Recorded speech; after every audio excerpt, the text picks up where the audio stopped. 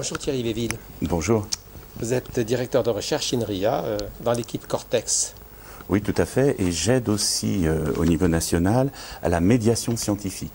C'est-à-dire partager la culture scientifique et technique avec chacune et chacun pour réussir à maîtriser cette société numérique et pas uniquement consommer ses produits. C'est quoi les neurosciences computationnelles? Alors c'est très intéressant. En fait, on prend des modèles informatiques, pas que mathématiques, et on les applique pour comprendre tout ce qui est mécanique dans le cerveau. Vous avez écrit sur votre site, ou un des sites sur lequel vous écrivez, Intertis, vous avez écrit apprendre l'informatique au lycée, c'est une affaire de poules et d'œufs. Alors, ah oui. Quand est-ce que l'on parle de la poule et quand est-ce qu'on parle de l'œuf? Alors, c'est un problème de poule et d'œuf, parce qu'il faut former des profs qui n'ont pas encore appris l'informatique à apprendre l'informatique. Et puis aussi, il faut faire comprendre aux élus l'importance qu'en France, on soit créateur de ce monde numérique. Alors comment on le résout?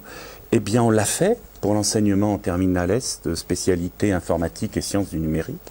Et le mot-clé, c'est l'accompagnement. C'est-à-dire que tout le monde de l'enseignement supérieur et de la recherche était présent, ont accompagné ces profs qui sont des héros de ce nouvel enseignement. Et il y a des plateformes françaises qui permettent de s'initier à cette science informatique. Sauf que ça ne concerne, si je comprends bien, que les élèves de terminale S et uniquement s'ils choisissent cette option. Donc c'est quand même une infime partie de l'école qui sera initiée. Alors c'est 15 000 élèves, oui, dans une tranche d'âge de l'ordre de 400 000. Mais c'est un bon début, parce qu'il fallait bien commencer par quelque chose pour être sûr d'avancer pas à pas. Et maintenant il faut le généraliser. Pas qu'aux scientifiques, aux littéraires, à tous ceux qui vont faire la société de demain puisqu'elle sera numérique. Justement, une des engagements de l'actuel président de la République, c'était de faire en sorte que cette initiation, cette option, cette spécialité plus exactement en terminale, soit ouverte aux autres baccalauréats et en fait on ne voit rien venir. Il y a un petit peu de retard. Mais nos collègues de l'éducation nationale, on les voit en train de se préparer à cet élargissement. Alors, est-ce qu'il n'y a que l'école qui est concernée ou est-ce que justement la médiation scientifique, c'est aussi une mission qui peut être assurée ailleurs qu'à l'école? Alors, bien entendu. Quand même, l'école, c'est le seul endroit de notre République où chacune et chacun va aller. Donc, c'est tout de même un endroit privilégié. Mais vous avez raison. D'abord, on ne nous a pas attendus. Il y a eu plus de 150 associations qui sont venues à cet événement Décoder le Code pour montrer que dans les quartiers, les industriels, l'association Pascaline par exemple, fait en sorte que chaque entreprise offre une journée payée à quelqu'un qui offre une journée d'RTT pour faire de la médiation. Un ingénieur informatique par exemple. Donc il y a vraiment une France en marche pour faire en sorte que rapidement, collectivement, on maîtrise le numérique. Alors bon, vous posez automatiquement la question du code. Je vais vous poser la question, qu'est-ce que le code? Oui. Mais est-ce que l'apprentissage de code fait partie de cette initiation à la littératie numérique dont beaucoup parlent? Alors oui, mais il ne faut pas en faire tout un foin. Ah, c'est ça. Le code, d'abord, c'est quelque chose de très précis. C'est apprendre des rudiments de programmation, c'est-à-dire les ingrédients des algorithmes, et c'est un savoir-faire. C'est fait pour manipuler, faire des gestes.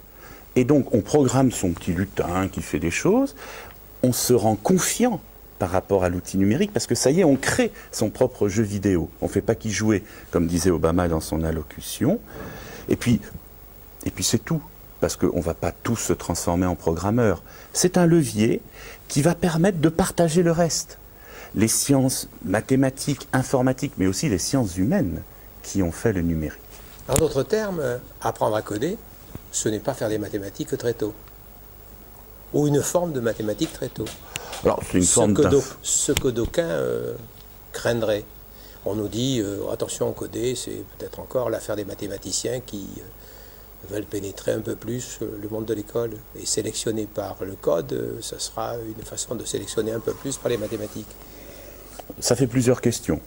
Alors, est-ce qu'il y a une guéguerre mathématicien-informaticien? Ah ben non. C'est nos meilleurs ennemis. En général, on est tous consanguins. Donc, pas de guerre de discipline. Est-ce que les mathématiciens manœuvrent? Ben non plus. parce que pour eux, apprendre à programmer, à coder, donc, c'est vraiment une affaire d'informaticien. Et puis, le plus intéressant, c'est est-ce que ça va être un nouveau moyen de sélectionner?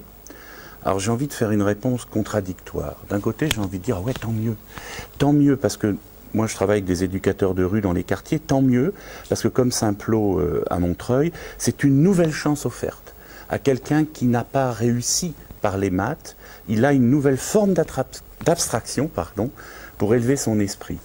Et puis j'ai envie de répondre non, parce que l'informatique, ça s'apprend autrement. C'est une pédagogie participative, par projet, on va créer. Et donc la sélection ne se fera pas juste par une note sur une copie. Et ça, c'est très intéressant en termes d'égalité des chances. Alors, vous parlez d'égalité des chances. Quand on regarde la réalité, il y a en fait une très grande fracture scolaire entre ceux qui bénéficient justement dans un contexte local, grâce à des associations, grâce à des individualités, qui profitent effectivement de cet apport-là. Et puis il y a le basique, quelquefois des écoles rurales très éloignées, des collèges qui n'ont pas encore basculé. Comment gérer justement cette fracture numérique, scolaire, qui s'ajoute aussi à une fracture sociale? En apprenant l'informatique pour tous et toutes. Mais il faut aussi la dénoncer. Il y a des gens dont ce n'est pas du tout l'intérêt. Ceux qui nous vendent ces merveilleuses extensions corporelles en nous expliquant qu'il n'y a pas besoin d'apprendre, il suffit de s'en servir, ils ont intérêt à inciter les gens, à les convaincre qu'il ne faut pas comprendre comment ça marche. Et puis, le numérique a aussi ses gourous, des gens qui n'ont pas les sciences informatiques, mais qui ont eu un certain pouvoir des mots pour forger un discours. Et ceux-là, évidemment, ont peur de perdre leur place si on se met à apprendre les fondamentaux du numérique. Alors ils freinent, mais ils font déjà partie du passé, je pense. Donc vous pensez que l'école est en train de basculer? Ou alors, ce sera une catastrophe si elle ne le fait pas. Merci beaucoup Thierry.